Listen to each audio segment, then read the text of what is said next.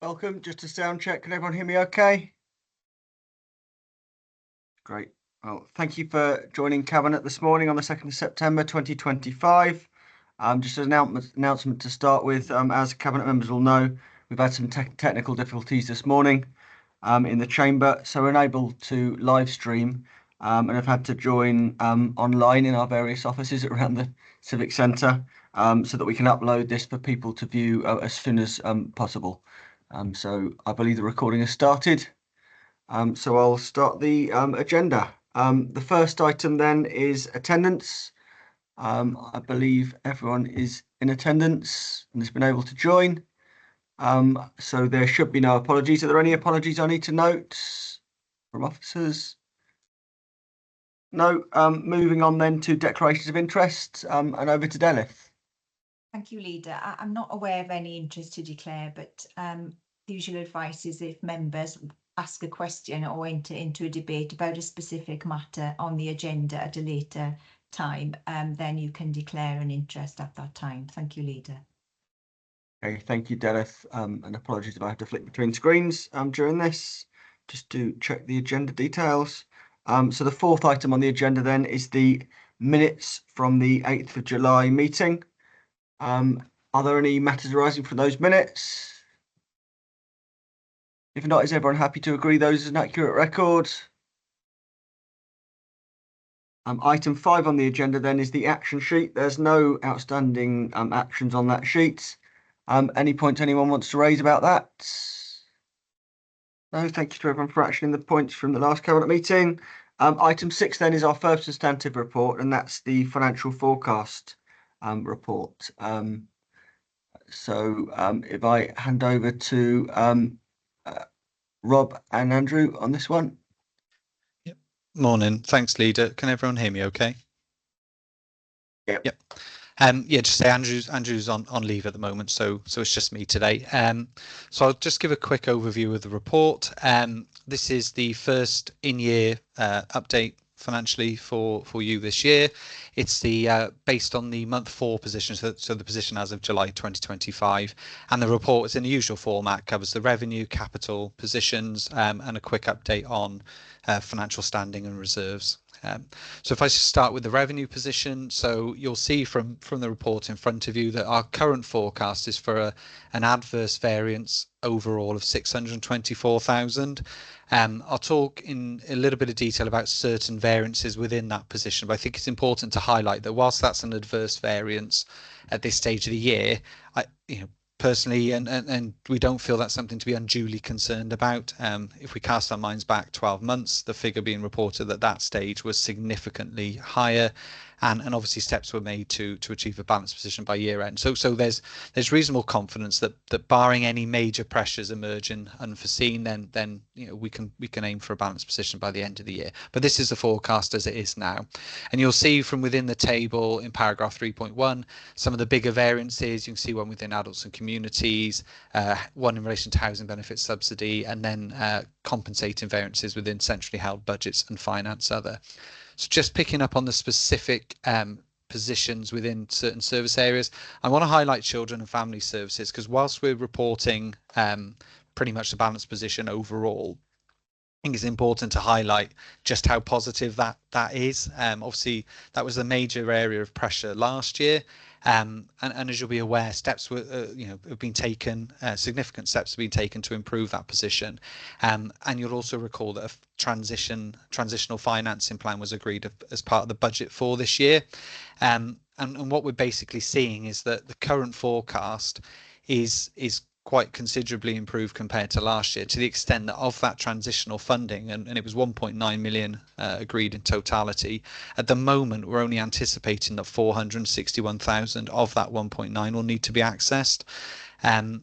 We were perfectly prepared for it to be the full 1.9, and that in itself would have been an achievement. So obviously it is early in the year, but it is important to highlight just how positive that position is.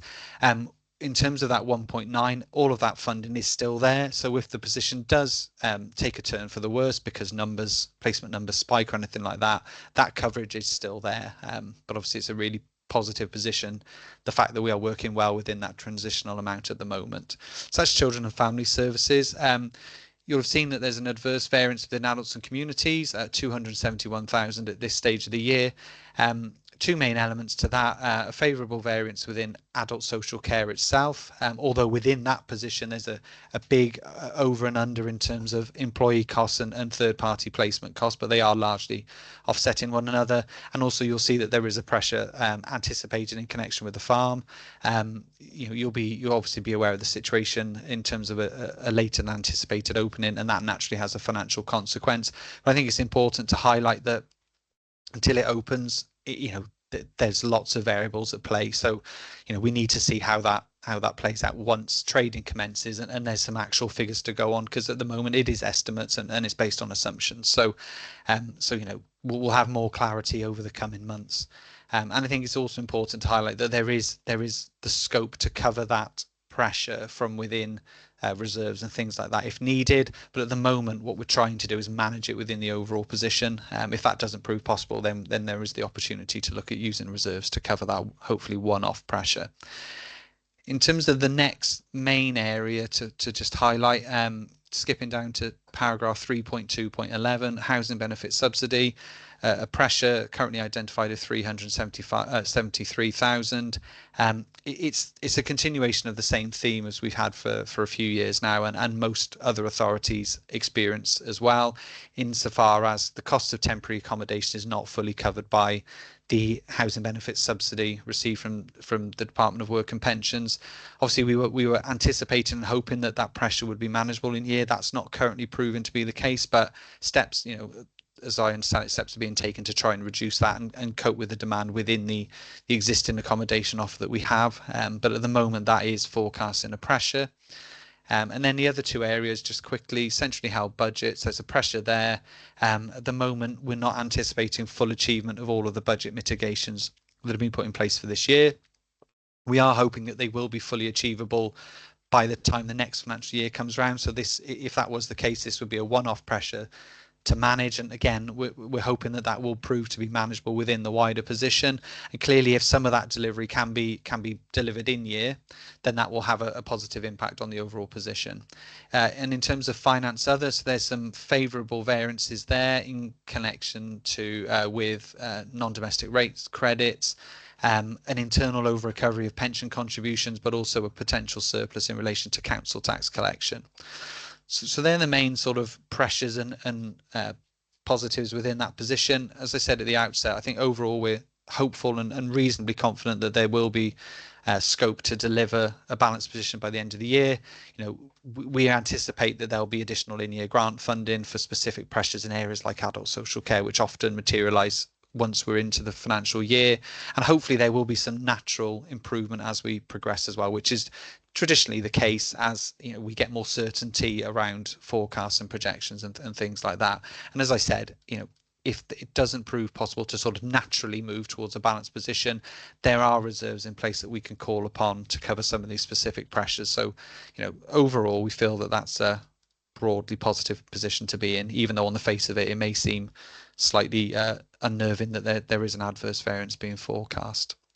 So that's the position on revenue. Just in terms of capital, so section 4 of the report, I think it's important to highlight that we've done a fairly thorough, and we're still in the process of doing a fairly thorough review of the programme and the profiles within the programme. Because what tends to happen is we set the budget in sort of February, March time. We then get to the year end of the previous financial year, lots of slippage from one year into the next. And if we don't recast that budget and that profile, all we're doing is perpetuating the issue, and you get more slippage into the following year. So what we've tried to do is take a fairly robust approach to a reprofiling exercise and to try and ensure that for the remainder of this year, we're reporting against more realistic budgets. Doesn't mean that budgets are lost, they're simply moved into future years, because obviously with capital you've got the ability to move funds between financial years, unlike you do in revenue. And so basically the reason I'm highlighting that is because you'll see in the planned slippage and revised profile column quite a significant amount, 15 million, being moved out of this year's working budget. But in the majority of cases that's simply being moved forward into future years to more accurately reflect anticipated spend. So what it means is we've got an amended in-year budget of 37.9 million, and because we've only just done that reprofiling exercise, we're currently forecasting that that will be spent in full. That budget will no doubt move during the year as more grant awards and things like that are made, so it tends to increase, and undoubtedly there will be the emergence of some more slippage as schemes, even though we're anticipating spend at this point, things do slip. That's normally what happens, but what we're trying to do is minimize that amount as much as possible. But at the moment we're basically projecting to the revised budget. Just to highlight some of the changes to the budget, or from the original budget that would have been approved in March Council, you can see in 4.2 there's a list of things that have been added to the programme. So we've had slippage from the previous financial year, that's 5.3 million, and then a range of new grant awards. You can see we've got one there for school maintenance, we've had the Coal Tips funding, there's SBF funding, and a couple more education grants in terms of ALN and also community focused schools funding. And then highlighting just towards the bottom of that section the reprofiling that we've undertaken. So in areas like schemes like the British and the Waste Transfer Station and the Yscol Brynonan project, again, the funding's not being withdrawn or anything like that. It's simply being moved into future years to more accurately reflect anticipated spend profiles. I think the only other thing to highlight on capital is, as has been the case for some time, is our level of unallocated resources generally quite low. So it doesn't give us a lot of scope to respond to emerging pressures, which is why our reliance upon external funding is critical, because that's where the majority of capital funding can be accessed as and when these pressures emerge. Section 5, financial standing. Just very quickly to highlight, you'll see in the table in 5.1 that our anticipated reserves are going to reduce by about 7 million. Again, nothing to be unduly concerned about. They're all things that have been previously approved and agreed through the appropriate mechanisms. There's nothing there that's sort of come out of the woodwork, so to speak, and now having a major impact. I think overall we still feel that that level of reserves is adequate, as we did when the budget was set earlier in the year. And critically, we're operating within our approved limits for the general fund quite comfortably. So it does give us a little bit of scope should there be emerging pressures that we wouldn't automatically be going over those limits. I think just within that section, just to highlight the position on schools. So in 5.2, you can see there's a table showing where school balances are anticipated to move. So at the moment, we're forecasting a reduction across all schools of 1.8 million. And that would leave a collective balance of just under 3 million, which equates to 3.5% of the total school budget.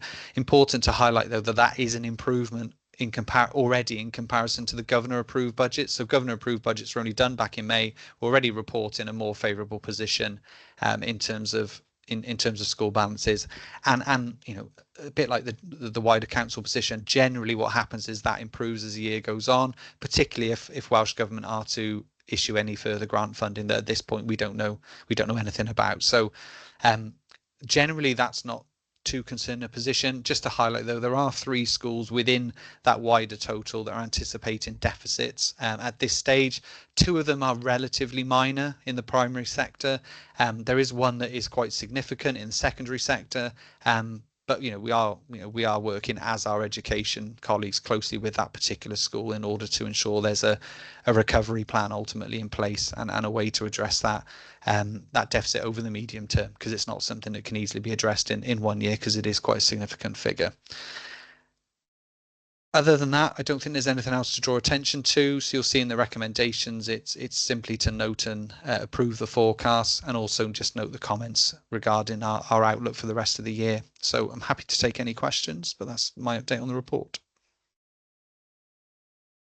Great, thank you, Rob, and just want to thank yourself and your team for your expertise and your calm management. It's very welcome, as it avoids destabilising services both between years and in year. So that's very much appreciated by me. I'm always very aware when talking about these figures, they need to be viewed in the context of a £248 million budget. So a small part of a percentage variance can seem like a very big figure, but as you say, we've got a track record of managing these things, even though there's lots of uncertainty within the year of our budget, as you've said, about both pressures that turn up and also income as well that comes in during the year. But I'd like to I'm reassured by the track record of you and your team of managing these things well. The children's services progress you mentioned is very welcome. And I'd like to thank all involved in that. That's not been an easy one to manage that budget in a way that's both financially prudent and sustainable, but also as compassionate as possible. So that's very welcome. A couple of questions about the housing benefit subsidy pressure. You've mentioned other local authorities are experiencing this, and I suspect because of the demographic and geographic profile of other authorities that they're experiencing more of a pressure than us on this. I guess my question is how we best join together to lobby the DWP on that as a pressure, because if we are across the country spending more than we're being given on that, then that's not really ideal from a position of sustainability and also fairness to councils. On the capital side, I very much welcome section 4.2 and the additional funding for schools, highways, community facilities and coal tips. That's a great example of different levels of government working together to give us the resource. I know Mandy and myself have both pulled our hair out over the years with the pressure of trying to improve the state of our highways, and I know councils across the UK struggle with that too, whilst at the same time not wanting to take money out of things like schools to put into highways. So that additional funding is welcome because it means that we can spend more on the state of our highways, fixing highways, than we without having to take that out of other capital programs. So that money is very, very welcome. And lastly, just section 5.2 on schools. I welcome the improved position. And I'd also like to thank the team for their support for schools, both across finance and the education team. I think we do work with schools on their budgets very closely. I welcome the improved position here and the fact that is, a position that lots of other authorities would envy. So just thank you to all the teams involved, both within schools and within our teams, for their support for that. Before I move to the recommendations, has anyone got any other questions about the report that's been given? Sue.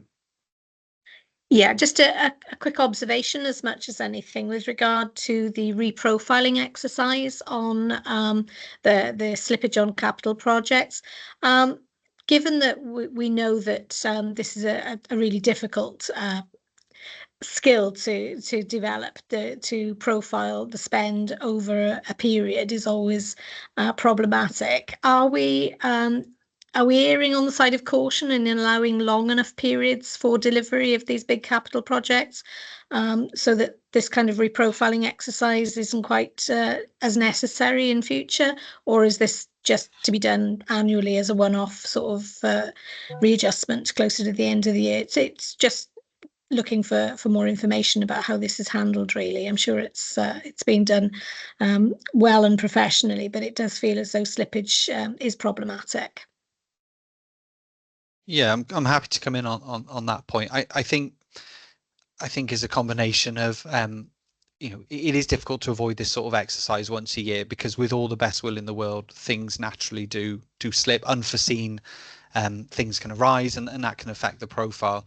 I think probably one thing we do, and I think all authorities struggle with this, it's certainly not unique to us, is trying to get a realistic profile at the outset. I think what tends to happen is when a project is initiated, there's lots of optimism, and naturally, we're keen to get it done. And sometimes the funding source can dictate that as well to some extent. If it's a time limited, grant, for example, then, we believe we need to get it done by a certain point in time, otherwise we'll lose the funding. Now, sometimes there is flexibility in that, but yeah, I do think there is something, we can perhaps do and work with our program management office and other colleagues across the council in terms of how we tighten up and improve our profiling from the outset. And just because a project has been agreed and everyone's keen to get started, you can never underestimate how long it can take to get a project off the ground. So actually we just need to be perhaps braver in a sense to say that it might not be for a year, for example, that it will kick it, rather than rushing to get the budget in and look like we're going to spend it early to then keep having to kick it down the road, because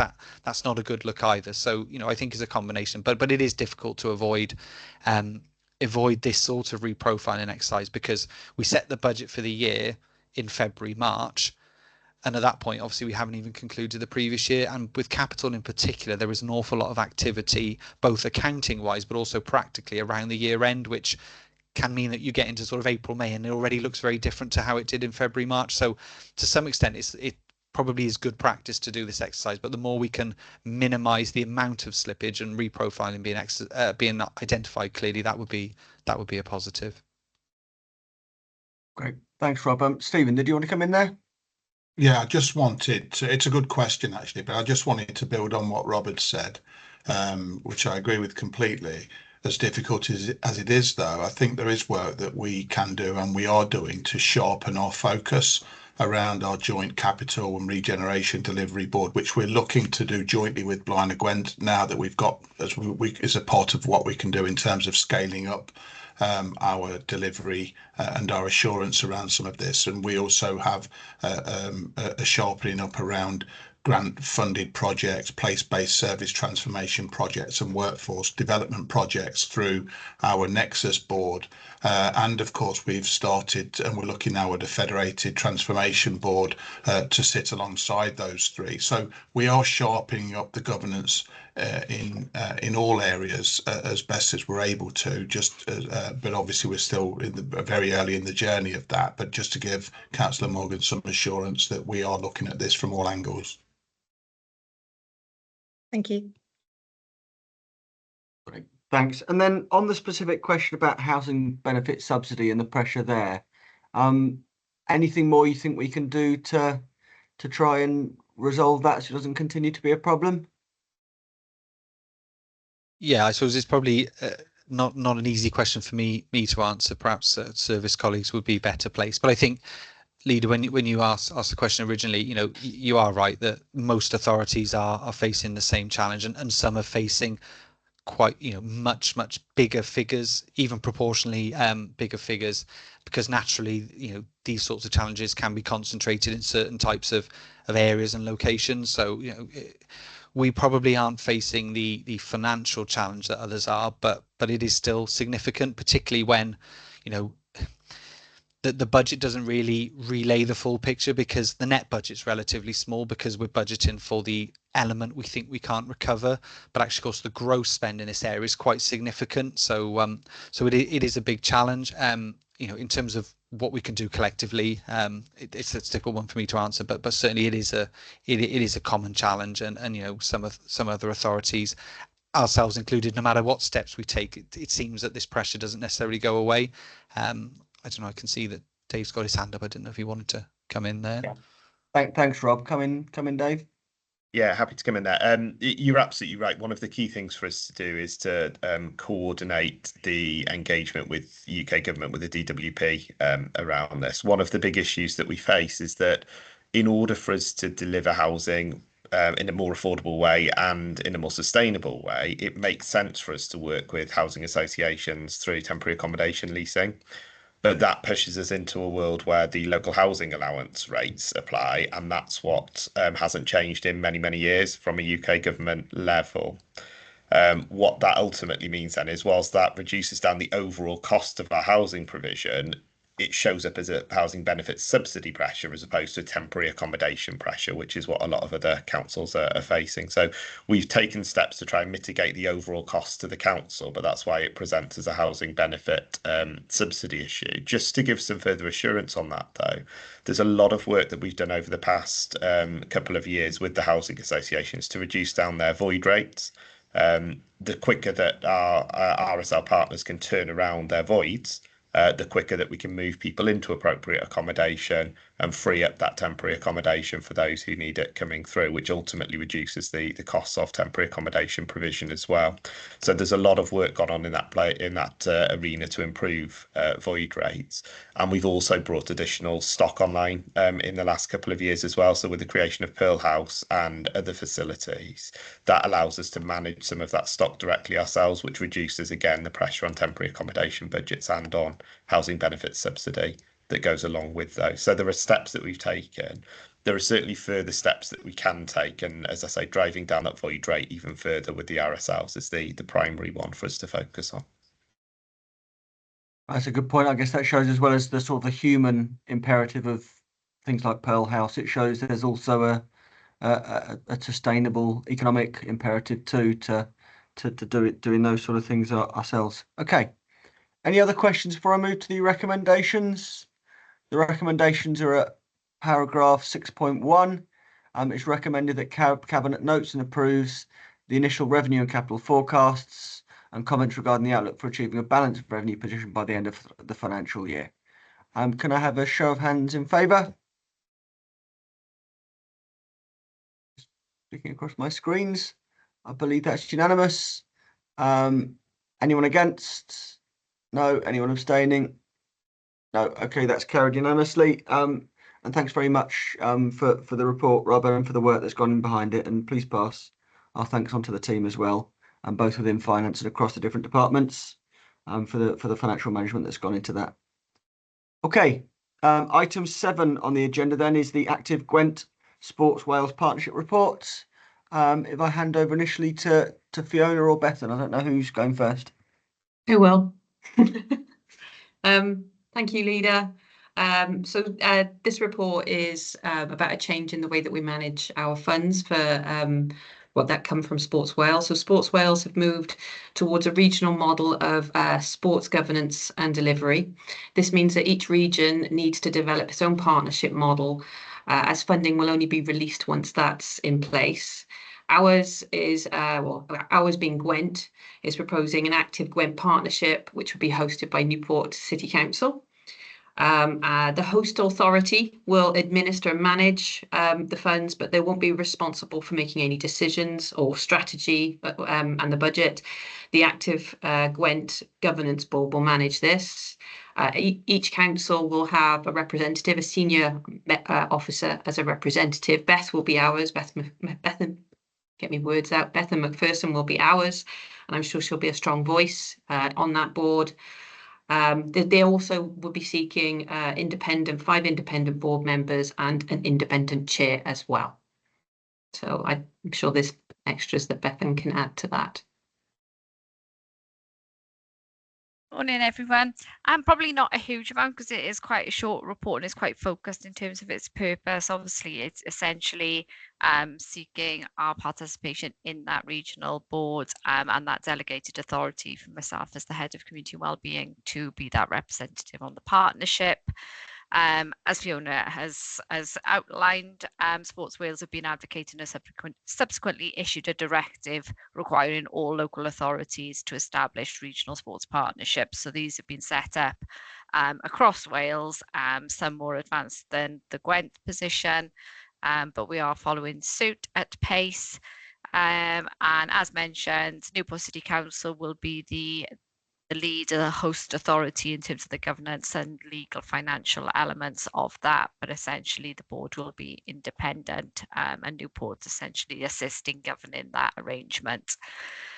Section 3.2 of the report outlines in terms of our current level of funding from Sports Wales, and that is essentially looking to stay at that current level initially while all of these arrangements are put in place, and that funding is currently used to support both staff and activity within the sports and leisure area of our work. Just trying to think if there's anything additional. So currently we're in the position where there is a shadow board that's been established, and that is currently officers, but we are looking at the recruitment of the chair and the independent board members, including some advisory that can help support and take us through that process of recruitment of the permanent board and chair. We're currently looking at terms of reference and agreements to support that arrangement. So that is all progressing behind the scenes whilst we establish that permanent board arrangement. I think broadly everything else has been covered. I think just in terms of a assurance piece, obviously within that arrangement it'd be critical from a Torfaen perspective that our sort of approach around that community's approach is really well represented in that space and advocated for, and also in terms of the remit of that board and looking at sort of wider investment opportunities, etc., just ensuring that's proportionate and sort of beneficial to the region as a whole. which will obviously align with the vision that they're setting out anyway. So that representation from myself will be critical going forward and be part of the thinking. Other than that, I think it is broadly covered. Obviously, also key within that investment in that board, will be the performance and KPIs that sit alongside to ensure sort of the investment is going in the spaces that it needs to, and we're achieving value for money off the back of that. And hopefully that will help in terms of our local investment and our local spends, that we can demonstrate that impact and value for money to ensure the investment continues to come to Torfaen in the way that it needs to.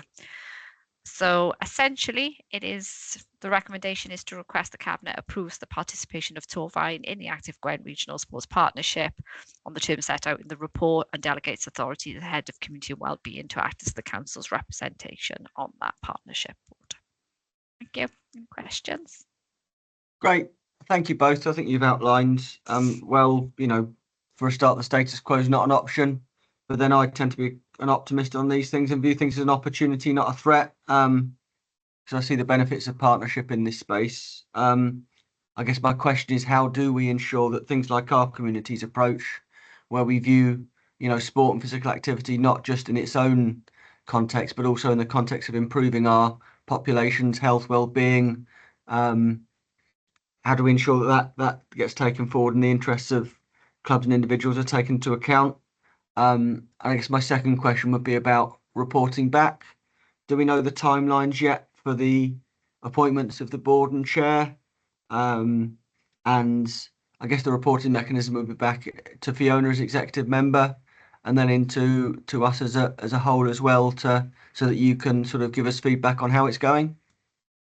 Yeah, so in terms of the formal reporting, I don't think that's been sort of outlined in any detail. We've only had sort of one initial meeting as a shadow board. Obviously, we're looking to mobilise this ready really for the next financial year. I would say that piece of work. So there is a meeting tomorrow, so we'll be able to outline the timeline in terms of where we move from now to that full board in a little bit more detail, and I'm happy to feed that back.